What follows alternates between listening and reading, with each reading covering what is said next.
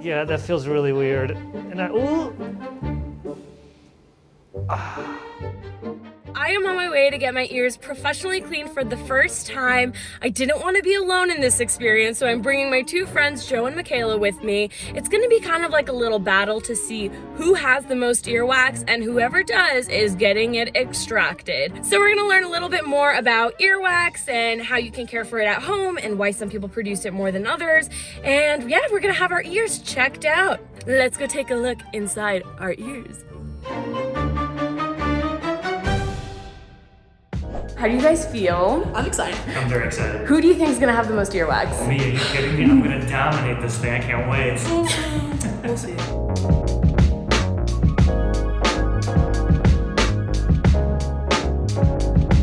I'm Dr. Trenkle. I am an otolaryngologist or an ENT surgeon here at Los Angeles Center for Ear, Nose, and Throat and Allergy. So earwax is a naturally produced byproduct of the ear. It's natural, it's supposed to be there.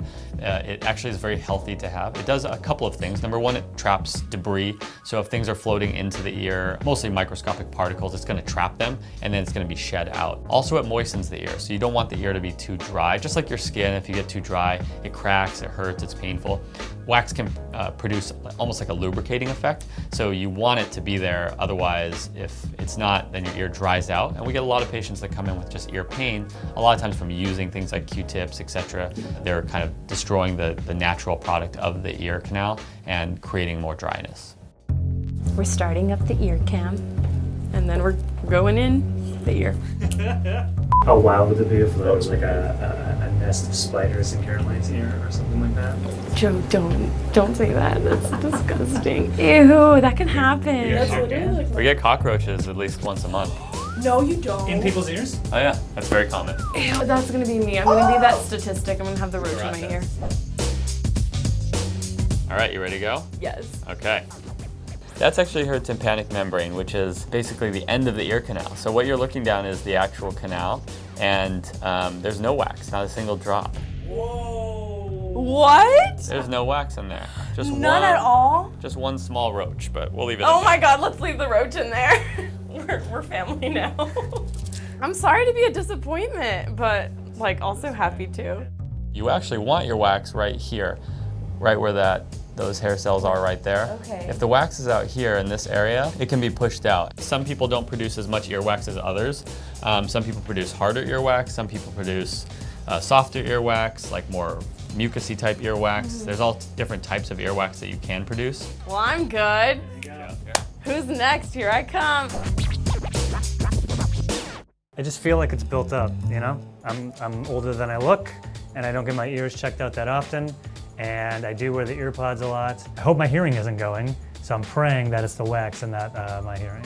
Okay, oh, I think I see some We got junk. some wax. Yes! This right here is a pretty healthy amount of wax. So he has kind of a medium consistency wax, so it's not like incredibly hardened. This builds up a lot.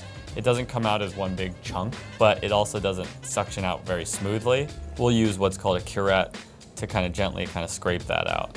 I'm looking around, I can't see past it. It doesn't look like it's crazy impacted behind it, but there's definitely a wall of wax. Yo, wall of wax. Oh man, this is great. All right, so Joe, you might be it, but let's check Mikala. All right. So as a kid, I actually had an issue with producing too much wax, so I had to get like some stuff that they'd put in my ear. It was like traumatic for me as a kid. I remember my dad like sitting me on the floor and putting something in my ear and it coming out. Anyway, so I've always had like a buildup of wax, so we'll see if that's decreased as I've gotten older. I don't know. Yeah, history of wax in the past, I don't know. I think you were holding out on him. Yeah, I think she was too.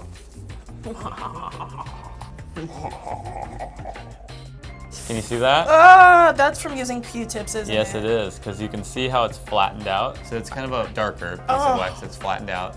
So that's the skin down there, and when I see that right there? So it's going all the way to the tympanic membrane. Now it's still not a huge amount. Imagine that filling up the whole ear canal. It's getting past the hair cells, so it's gonna be hard for your body to clean that wax out. So if you left this for a while, or if you were more apt to producing a lot of wax, then that would start to cause a problem. Oh, wow. Well, I'm glad I'm here. Cleaner. Wait for it. Oh, you got another piece just right there. pretty much the same thing as the other side, but a little bit higher up on the ear canal, and then it's got this. So who would you say is the winner, doctor?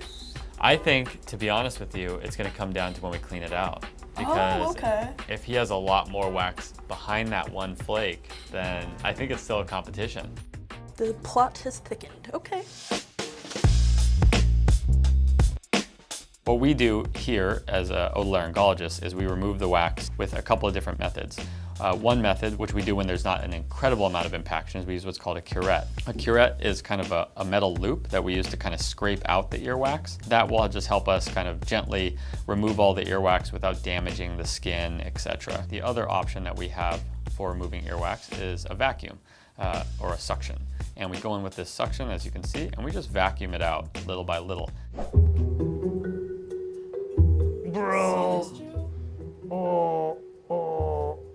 Oh God, I do feel that actually. Oh, dude, that's so satisfying. Wow, look at that. Yeah, it feels like you're really close to the canal there, dude. Or really close to the eardrum. Are you? Very far away. Okay. Actually, yeah, that feels really weird. And ooh. Ah. Oh. Ew. This one is so gooey. Ew.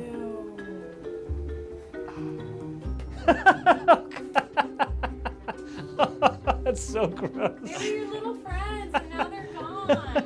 At least it's not a cockroach. Yeah, no kidding. All right, no roaches in my ears. That's a relief. Hey, Mikala. Oh yeah, I feel that lifting.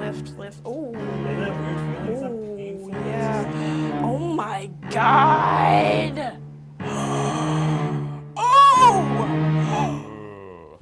It was bigger than it looked. Yeah, you just won. I win. That's Oh, I huge, don't know how I feel about that. Ew. There's more?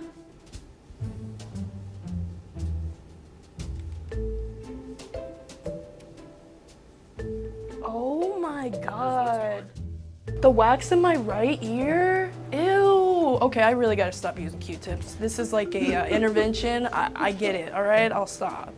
So there's a number of different over-the-counter options for removing earwax at home. For the most part, we advise not to do any of them. People use Q-tips. Q-tips are fine if you're trying to just clean the outside of the ear.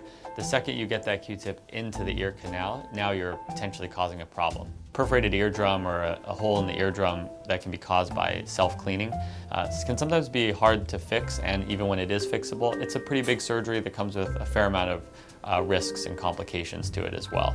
I think Mikala won. But I think it's a little unfair because hers was a lot darker than mine. I think her ears smoke or something.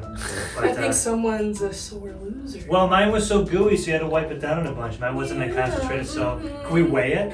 Don't you think it's weird that she didn't have anything in her ear? You guys, I did not plan that. Yeah, what is your ear regimen? All right, with your beauty ending the regimen? video. Ending the video. You guys won. Yay! Bye!